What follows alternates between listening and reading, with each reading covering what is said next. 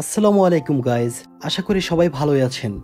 দীর্ঘদিন পর আপনাদের মাঝে হাজির হলাম একটি নতুন ভিডিও নিয়ে। ভিডিওটির ক্যাপশন দেখেই বুঝতে পারছেন ভিডিওটি কাকে নিয়ে। তো চলুন শুরু করা যাক। আমরা সকলেই রোনালদোকে চিনি, সে একজন পর্তুগিজ ফুটবল প্লেয়ার।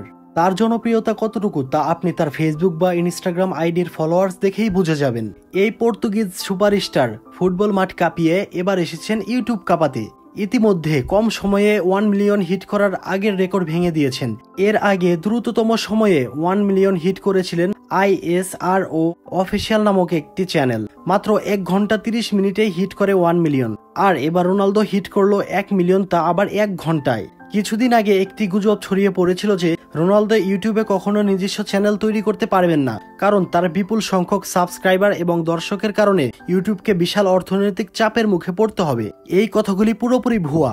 বিশ্বস্ত কোনো সূত্র ইউটিউব রোনালদোকে ইউটিউব অ্যাকাউন্ট খুলতে বারণ করেছে এমন কোনো তথ্য পাওয়া যায়নি। তাছাড়া ইউটিউব মূলত বিজ্ঞাপন, premium subscription, super chat, member এবং মার্চেন্ডাইজ সেল করে আয় করে। রোনালদোর মতো বিখ্যাত ব্যক্তিত্ব আরও দর্শক আনবে, যার ফলে ইউটিউবের বিজ্ঞাপন এবং অন্যান্য আয়ের উৎস উল্লেখযোগ্যভাবে বৃদ্ধি পাবে। ফলে রোনালদোর উপস্থিতি ইউটিউবের আর্থিক সমস্যার কারণ হবে, দাবিটি সম্পূর্ণ মিথ্যা।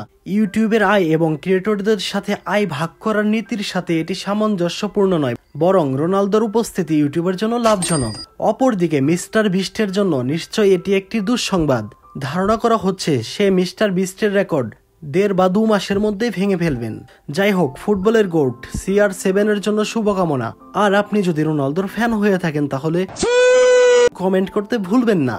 আর ভিডিওটি যদি ভালো লাগে তাহলে অবশ্যই একটি লাইক আর এমন কন্টেন্ট পেতে সাবস্ক্রাইব করে পাশে থাকা বেল আইকনটি প্রেস করে দিন।